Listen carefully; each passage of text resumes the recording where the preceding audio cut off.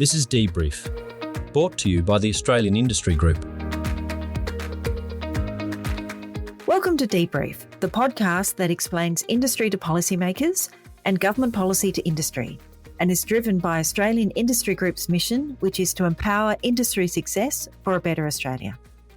My name is Louise McGrath, Head of Industry Development and Policy, and I'm joined, as always, by Jeff Wilson, Head of Research and Economics. Hello, Jeff. Louise, hi everyone. Now, you might think after the economic roundtable and a few other things that, things have quietened down, but no, they have not. Things are ramped up, actually, as we prepare our resubmissions for the Productivity Commission's 5 Pillars of Competition. Last week, we had the Australian Industry Group Peer Conference in Canberra, which had a number of speakers, primarily in workplace relations, but also in a couple of areas that Jeff and I have particular interest in, namely modern slavery and Wajir. So there's a lot to talk about. But firstly, Jeff, I understand we've got some new research that's just about to be released, giving us a greater understanding of sort of the gender makeup of our different industries.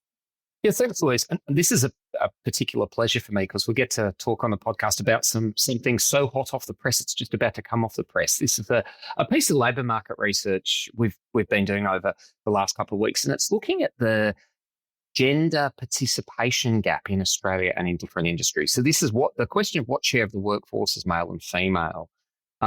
This is a really big issue, not just for gender diverse workplaces, and particularly there's outliers at the kind of blue collar male, traditionally industrial end, which is very male, and then in the care economy, which is very female as well, and then some industries in between that are kind of mixed. But it's not just about what's in the workplace. This is also identified as a big driver of the gender pay gap, that in some high paying industries you don't have as many women in there that contributes to that. And I mean, as Louise mentioned, AI Group members heard from Mary Wooldridge, the Chief Executive of the Women's Gender Equality Agency, at our annual peer conference in Canberra last week about some of these issues. But what we wanted to do is try and unpack this and look at what was happening. So we've got some research coming out next week that looks at how the share of women in different workforces is changing. One of the important things we do in this research is we don't just count employees, but we also look at how much they're working. It's common that women work part-time. And so what we've done is gotten some data from the Australian Bureau of Statistics, recalculated it to adjust for part-time work. So we're actually looking at how much of your workforce in terms of hours done is female. And we found this really surprising finding. There's a conventional narrative that a lot of these problems emerge from those industrial sectors. They're traditionally male. You think of mining, construction, manufacturing, transport sector. They have historically involved manual handling and had the physical element to them, which is part of the reason why. And that they're kind of considered laggards. So there's a lot of public discussion. Many of you will have heard this. The colloquial phrase is getting women on the tools, quote unquote. Like how do we change the gender mix in these workforces that have traditionally male backgrounds? So what we did, we took a stock take on how they're doing. And we actually found that these industries are leading the country in terms of closing that gender participation gap. We've seen a 4% rise in the share of the construction workforce that's female, 3% for manufacturing, 5% for the mining industry. And then we looked at when we looked at other industries, not those traditionally male ones, they had basically held the same gender ratios over the last 20 years. What that means is it's actually in those industries where you've had those longer entrenched, barriers to women's participation, they're the ones that have been doing the uplift. So when we see the national statistics increasing, it's actually the driver of growth is coming from industrial Australia, which is a really surprising finding that kind of runs against the conventional narrative that those industrial Australia is kind of laggard or backwards. In fact, coming off a low base, they're leaning forwards the furthest. And Jeff, one of the reasons why there is such focus on those sectors in particular is that traditionally they are high paying, and also high skilled, but high paying, perhaps lower threshold for entry, lower barrier to entry industries. And, the theory was, well, we get more women into these high paying industries, then we will just close that pay gap. This is the thing. Now, one of the interesting things we found, Louise, is why is this? Because if you think about it, and a lot of the way you'd normally think is that these are male workforces, they're difficult environments for them to go and work in. And anyone who's been there, things have changed over time, but One of the interesting things we found is there's a big connection between technology and automation. And this is part of the story. So, what we've seen in Australian industry to ensure our international competitiveness is a big uptake of Industry 4 kind of technologies, automation, smart operation sensors, and that improves productivity, it lowers cost. It's also got a big safety focus on that as well. Many of you would know this is reducing manual handling, which is physical injuries risk and those kinds of things. But one of the things is when a business goes down that Industry 4.0 route, they also, incidentally, lower some of those gender barriers to women's participation. Hard, dirty, labouring jobs that in some cases you kind of need to be a man to do in a lot of instances. That actually transforms those roles into higher skilled industrial roles that rely more on human capital than sort of physical capital, so to speak. And this is a really great gender leveller. So when you go through the Industry 4 process, you don't just improve safety and lower your costs, but you also lower that intrinsic barrier to women's participation by changing what it is that your industrial workforce is doing, which is why we see those sectors having those big uplifts, because they're the ones that are really driving industrial technology in Australia. And it sounds like then it's more widespread than, many people would be thinking of construction and the lollipop holders seem predominantly to be women. That's not going to get you 4% uplift. Like it's across the number of roles. And actually with the technology, we're working on case studies of the use of AI in all sorts of different settings. And quite a few companies are using AI in safety to improve safety in all sorts of areas. One company in particular is using it to evaluate their manual handling tasks. So rather than, as you say, finding a big burly person, more often than a man, I will say I can deadlift 100K, so I could probably do some of these manual handling tasks. I can't, so I'm not. I won't fight you on this, Louise. So it's not all gender. What they've done is actually use AI to evaluate the task to match the person they've got standing in front of them, rather than the other way around, which has given them a broader base on which to recruit from, and just made the role safer and all sorts of other benefits, as you've identified. It doesn't just make it safer for people, it actually expands the recruitment pool, which is really important because, members are always complaining they can't find people. Well, there's another dimension to this, the automation safety handling aspect. We then dug into the data and said, well, who are these women that are coming into these workforces? And we found that rather than there's a bit of a conventional idea you bring in, and it's focused on an old understanding of manufacturing. Oh, well, you need to get a young woman in an apprenticeship to go through this whole process. But when we looked where the growth of the workforce was, it was actually in older age cohorts. And so the uplift in women is across all, but especially driven by women over the age of 55. These are people that started their working careers in the 1980s. And in Australia, historically, people of that generation had kind of exited the labour market, retirement, so to speak, in their mid-50s. But what we've seen is that workforce has been retained and they're able to work past 50 to up towards the retirement age of 65, which has always been a problem for women retiring early. And for the women themselves, that's a big problem because it's less lifetime earnings, less super. You have to start drawing your super earlier so it doesn't last as long. But it's similarly related to that manual handling thing. It's not just the male-female aspect of physical jobs, but it's also the young-old aspect of those physical jobs. When we do that, you can get a more gender diverse and a more demographically diverse workforce in, which we've just found this as a really interesting story and things that hadn't really been unpicked in a public narrative that had always looked at in the industrial sectors as being the last holdout of the old problems, right? Well, and I think, as we said, our members are always complaining they can't get people in. One of the ways, or one of the barriers to people thinking about manufacturing is, their bodies won't last. Well, and here we can show that actually it's not a physical capacity issue anymore, which means you can actually have long careers, that you're not just going to have a broken body that can't enjoy retirement and all that kind of stuff. So I think it's really exciting. And especially as we heard from Mary Wooldridge last week, as he said, new rules on WGEA are coming in, and companies of over 500 employees will have 3 tasks to choose from a menu of around 21, have to work on them for over 3 years and have to show progress. And if they can't, they won't be able to, and they won't be able to get the necessary approval or certificate to apply for government grants, government contracts. Certainly federal, and Victoria often follows along, so other states as well. So it's really good that companies are already making this movement, but it gives them a bit of momentum to start complying with these new rules.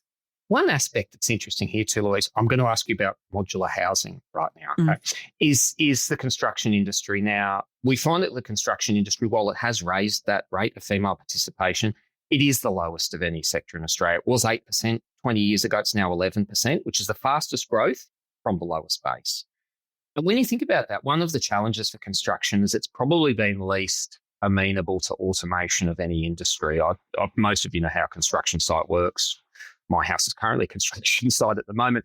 But it's, you can describe construction as manufacturing on somebody else's premises out in the weather. And so there's a lot of manual handling. You don't have the advantages that, say, utilities or manufacturing have, that you're in a controlled facility. Like, you can't wire sensors over the construction site each time. And so this is one of the reasons why construction's had the hardest, is coming from the lowest base, because it's still reduced automation options mean it is still kind of dependent on that hard muscle out in the rain and cold. And so this is, Louise, I know you guys have been doing a bit of work on it. This is where the prefab housing could change that story, because it moves some of the house building from the site to the factory. That's right. So the argument on modular housing is it construction or is it manufacturing? And that's the manufacturing in our place, not your place. Yeah, that's right. And which standard does it meet, and which code does it meet? All that kind of stuff. So that's the complexity and a lot of work that the government's doing. And I was a big push. The Treasurer met with his state counterparts last Friday, and that one of the big commitments they made was to work more proactively on modular housing. And that's the challenge. So there are Japanese companies doing big modular stuff here in Australia. They've got big factories and trying to get them out into construction. But so that, with, as you said, Jeff, within the factory, much easier to have a more diverse workplace and much more automation. Had someone from the construction industry said, you can't, what did they say? You can't automate people. Not really understanding the point. And I think what they're thinking of is, there's a lot of videos. I don't know what your social media feed's like. I've got videos coming through of Chinese machines that just lay down hundreds of bricks a minute sort of thing. I haven't seen any of those in Australia, and probably we wouldn't have the length of wall perhaps that would require. Anyway, but yeah, key to automation is modular, but we've got a long way to go. Well, and so the modular housing did come up at the Treasury's Economic Reform Roundtable. What was it, 3 weeks now? Our CEO Innes was at. But it's an interesting dimension, because that was really a housing crisis discussion there. How can we build houses faster and cheaper? But it's an interesting way to extend the concept of like what automation's doing. Like, it is a productivity thing, but it's a leveler in all these other ways for age and gender and dealing with skills shortages in the workforce, which are a lot of the stuff that wasn't, when people talk about it and they react to it as well, they're like, oh, we're all going to get is it going to be like Stepford Wives and everyone's house is going to be exactly the same? It's kind of the emotional reaction a lot of people have to modular. It's got all of this other stuff. It's not just it's cheap and cheerful. Like, it's probably more gender and age equal. But as we've discussed previously, Jeff, that the book Abundance, which was apparently driving this whole agenda, we have to be cautious of not trying to make everything a unicorn. Ultimately, modular house. we just want a house. We want lots of houses that are moderately priced and keep people safe and keep the weather out as soon as possible. And whether we add on all these other layers, please let me offer my apology to the good regulation gods for risking unicorning modular housing. But it does have this. It's really interesting. I guess always after the break we'll talk about our standards and R&D. But it's how that these things, like, there's often a connection between, we're doing modular housing, we're doing automation because it makes the factory faster. But it has all these knock-on second order and third order effects that is really interesting for a business if you're working in the industry to think about. And for us as like policymakers and advocates, like, we're trying to think, well, how can you, like, when we make these changes, it's going to cause all these changes in our industries and our workforces. Some are for the better that we might not have, that might have been unintended consequences. Like, I'm not really sure many people automated because, they weren't putting a gender lens on their automation when they went down the road of a business of saying, let's do I4. No, that's right. But perhaps, with the job vacancies, I think just wanting to increase the pool of potential recruitment is going to be driving a lot. There's never one reason for a decision. I think there's international competitiveness. It's being driven by customers, by suppliers, and then just trying to find more workers makes it easier if you automate. I mean, just on the modular housing, Jeff, it causes everyone to think differently, because one of the initial barriers to modular housing was the mortgage market, because our mortgage market, because our big four banks are essentially just mortgage brokers, and they have created an entire framework around building a house where there are certain stages that everyone accepts is when the next payment comes through, doing the slab, doing lock-up, all that kind, various utilities, various stages, whereas modular doesn't have all those stages. And so to facilitate that we really needed the finance sector to think about it. Well, like the payments, the 30%, the 70%, the bank releases a bit more money. Yeah. Yeah. So we had to sort of think about that as well. So it's, as with everything, we call this debrief based on digitalisation, decarbonisation, diversification. One small thing actually causes a lot of industries to have to change the way they think about things. And often there's a lot of unintended consequences, which is not a bad thing. It makes everyone really look hard at why they do things and whether they're worth keeping. Well, at the risk of doing this, may I tell debrief audiences about the ongoing saga of my home renovation? It's been going for weeks now. It's a kitchen and a bathroom. I'm going to get the first shower in the new shower tomorrow night. I've been waiting for 8 weeks.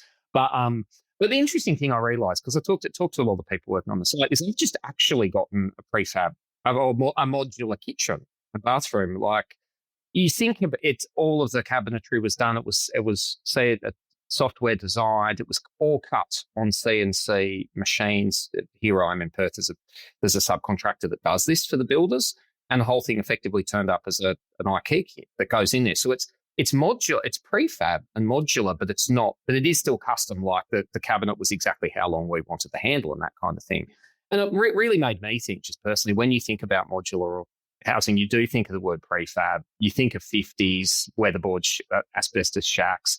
You might think of a donga that's used on the mining side or something. I live in one of those, right? Like, that's actually like, it forces you to think those preconceived notions about what prefabrication is. You would not walk into my new kitchen and go, "Oh, this is prefab. He's bought it from IKEA." But that was actually, and that shifted the labour off a dirty, dust-filled site into a really clean factory with skilled labourers that aren't having to lift hundreds of kilos of chipboard. And that's it opened my eyes to how you got to rethink about, like, that Industry 4 doesn't just mean getting a robot to do it the same way we used to. That's right. We have to think differently. And the Japanese are very proactive in this. And I think, you and I are both fans of the Japanese aesthetic. I think Muji has got now a house. And if I could have a Muji house, I would. But anyway, but we better have a break now and come back and talk a bit more about CERD. The largest Australian workplace changes in over a decade Underpaying are about workers to impact could result in crippling fines. There'll be new rules about when a casual employee has the right employees will have the right to disconnect. Workplace laws are changing. Pay attention or pay the price. Safeguard your business with Australian Industry Group. The legal experts at Australian Industry Group will help you navigate the new legislation and prepare your business for the changes. Become a member today at aigroup.com.au. Hi, everyone, and welcome back to Debrief, where I'm talking with Louise and McGrath regarding lots of stuff about digital and innovative industry here. Louise, we've just had probably a long conversation about modular housing and, of all things, gender and demographics. But we're just moving into something that's been an ongoing, policy commitment from us here at the Australian Industry Group. Also, many of our members is the strategic examination of research and development, or as it's known by the acronym CERD. Now, it's been a long-standing government review. There's a board that's headed by Robin Denham from memory of Tesla fame, looking at some of the issues in Australia's R&D system writ large, not just the R&D tax credits or the universities or anything, but really thinking about how all this sits together. I think a lot of us know that, anyone who's in this system has been frustrated by different dimensions of it over time, and it's been a great opportunity to look at some of those. But it's making some advancement. We're getting towards the time when that process is going to go public and come out. And we're hoping you could tell us where it is and what we should be expecting next. So, of course, David Martin, our Director for Innovation and Emerging Industries, is all over this and participating around a whole bunch of extra roundtables in addition to the ones we held with members. But he's away at the moment, so we'll just have to make do until we get a more fulsome report from him later. There are a series of papers that are coming out with some, just to reflect some of the suggestions, and a lot of our suggestions are peppered all the way through it. The one that I think we keep bringing up that I think the Treasurer quite likes, and it's very simple, is linking the R&D tax to BAS. I know you shouldn't say BAS statements, but BAS reports. And rather than an end-of-year payment, it's a quarterly payment, which makes sense because especially at the startup stage, the R&D tax concession isn't just something to sort of, help invest in the next R&D. It's actually a really important part of cash flow because, they're very, very nascent companies and don't have a great deal of customers. You don't have cash flow for the first year or two, yeah. That's right, because it's all R&D. There's no product yet. There's very little D. So that's one.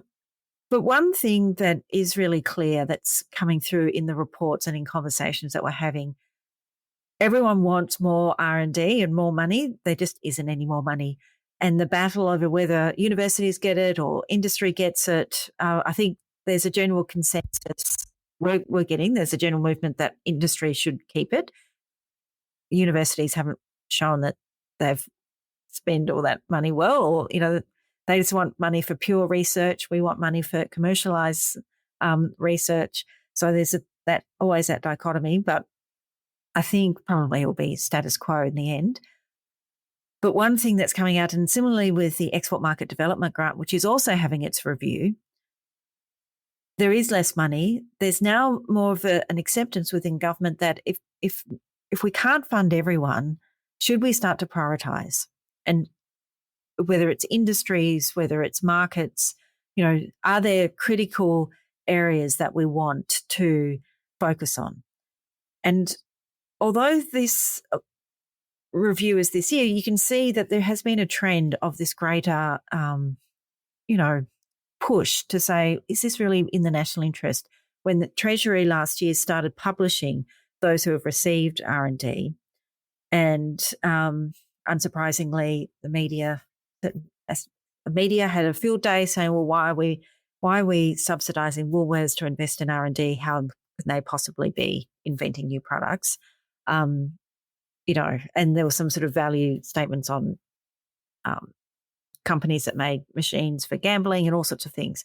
So that transparency, I think, was just to start the national conversation.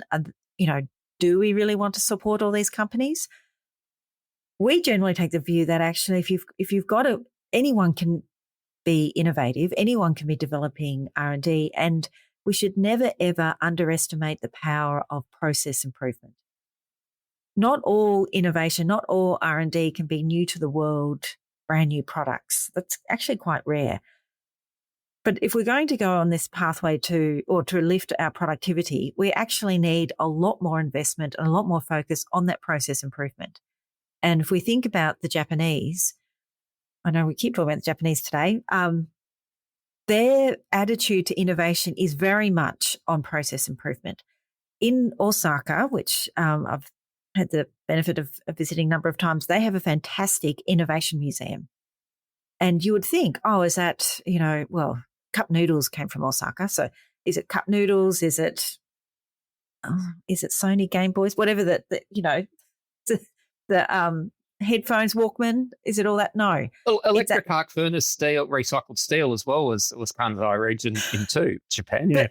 But actually, it's, the people they celebrate is the man who thought of a new way to sell insurance and someone else who revolutionized the way you manage HR. So it was they really celebrate their process improvement. If you look at those ratings, they rate very highly. And this is how they've managed to be, even though they've had such deflation, but anyway, they've managed to remain internationally competitive and to innovate is because of the process improvement. So long way to say, my fear is that there'll be so much focus on new to the world innovation that we'll lose the benefits of that process improvement. And product over process as well, right? I mean, this is a big productivity problem in Australia, and this is one of my bugbears about productivity in what they call the non-market sectors. But things like education and healthcare, there's a huge amount of money goes into R&D in health and life sciences through the National Medical Research and NHMRC. So it's got its own research body and billions of dollars of funding,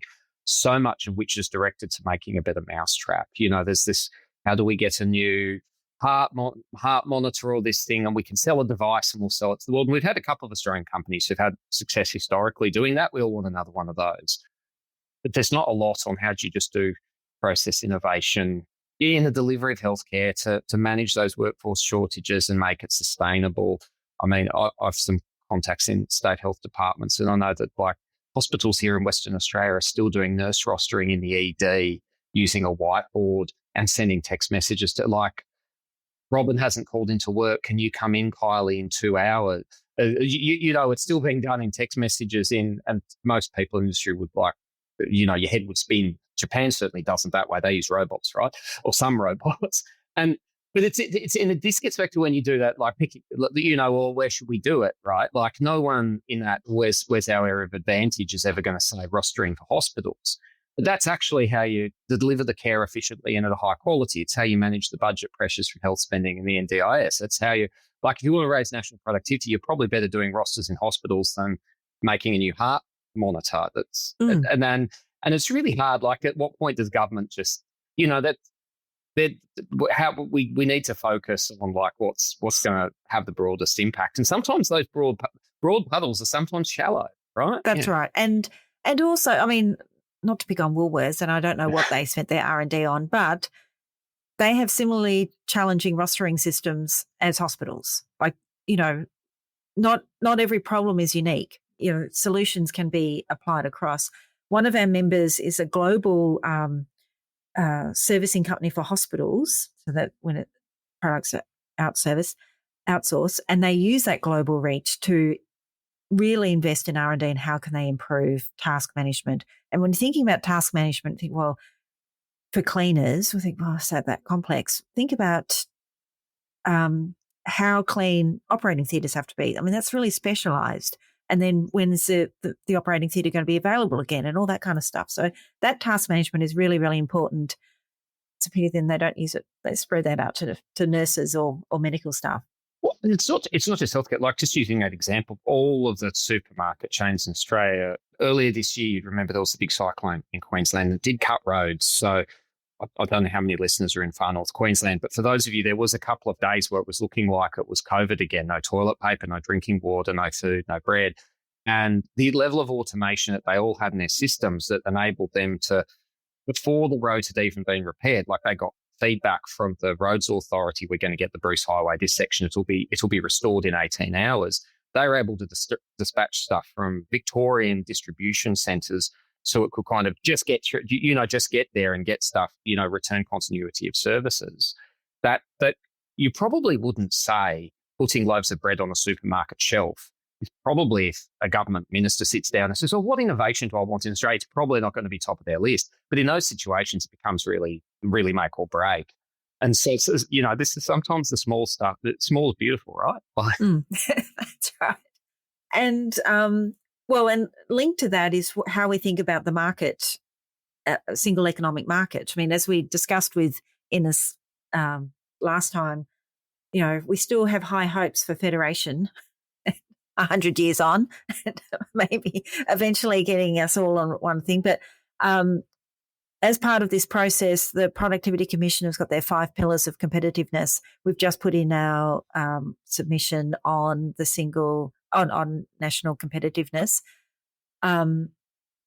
the thing that, so one area, well, they focus on two areas. One is occupational licensing and the other is standards. Occupational licensing, we haven't said much in this submission because we're in furious agreement. It's silly.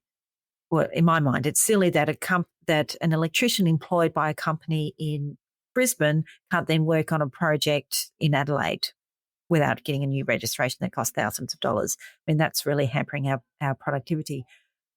But just as much as we want an electrician to cross borders, we also would like the electrical product to be able to cross borders. And I think I can't remember if I've said this before. Seems reasonable. Yeah. It does that, well, if we think of Australia and New Zealand as one market for electrical products because we are unique in the way our electrical standard is with the earthing and all that kind of stuff, the three prongs, 2% of the global GDP, we have three different regulatory systems. And so even within Australia, we've got New South Wales and we've got the rest of the country. We've actually just recently changed our view. Before we were thinking, why doesn't New South Wales get with the program and join the rest of the country? Now we're wishing the rest of the country would fit in with New South Wales because it's a much more pragmatic, automated system. What's ridiculous or positive, depending on your view, they all have the same safety outcomes. So despite the different regulatory burden on businesses, primarily we have to think, why do you have this regulation? Is it just for paperwork or is it actually to make consumers safe? If it's to make consumers safe, both are actually producing the same safety outcomes. So we just can't, I don't know how anyone can defend having two different systems and splitting up the market and costing businesses a fortune. And this is a federalism problem everywhere. Like my favourite one from the tax world, which is a bit different, is payroll tax, which is about 5% in every state, but not 5%. So in some it's 4.85. In a couple of states you can pay it. In some states you pay it on your apprentices, but in other states you don't.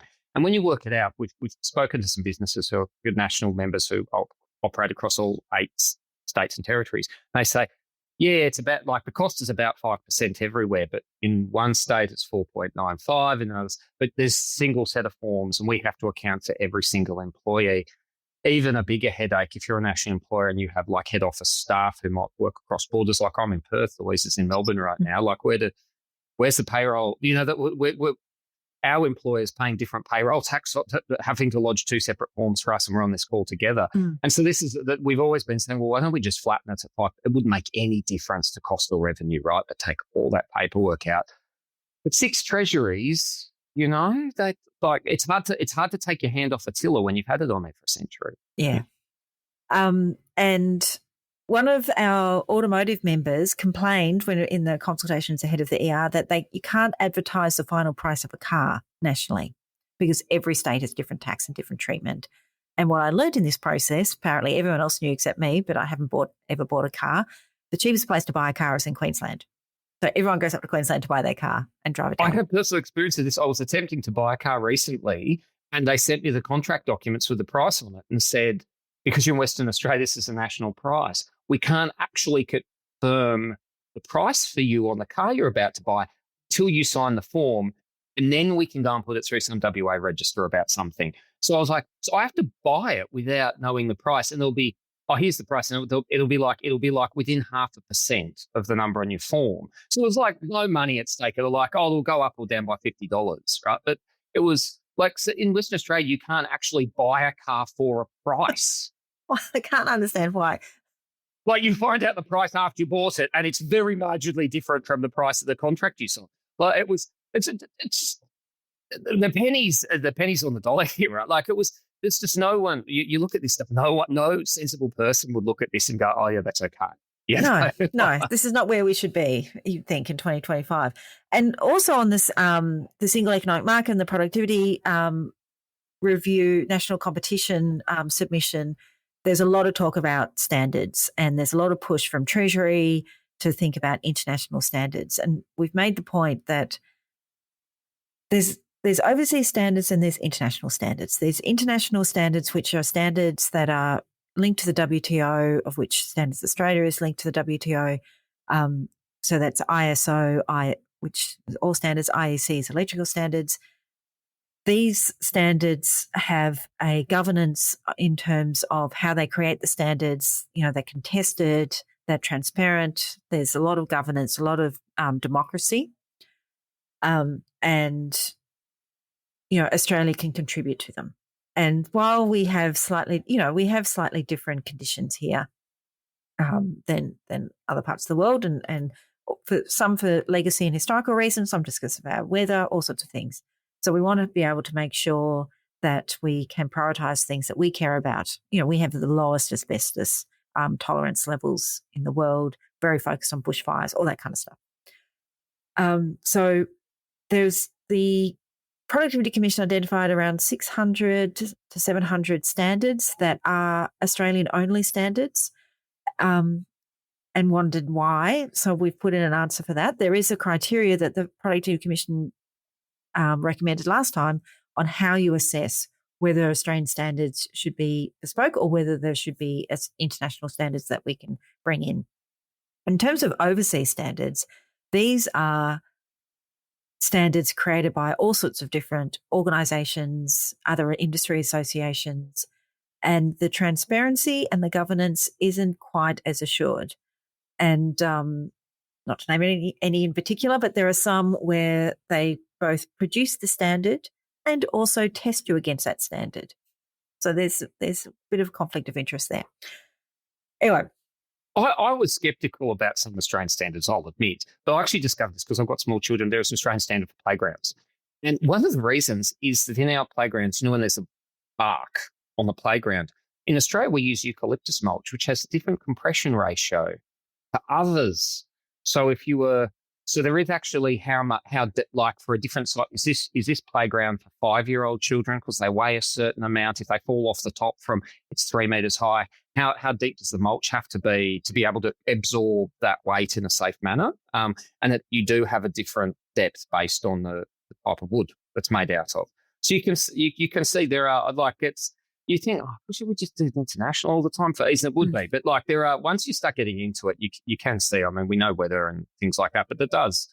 There are good reasons for this too in lots of cases. Well, and there's societal practices. So apparently on lawnmowers, we have an Australian standard, and Australians cut their lawns much lower, than Europeans do, for example. So are you more likely to chop your toe off because the blade's set lower or something? No, well, it's just, I don't know. Anyway, no, I think safety is fine, but it's just the tolerance. You don't chop the roots out as much. Yeah. We cut them much, much shorter than Europe, and that's a fire hazard. We have different fire environment because, you cut the lawn not just for aesthetics, but also to reduce the fuel for potential fires and all that kind of stuff. Anyway. So standards are very important.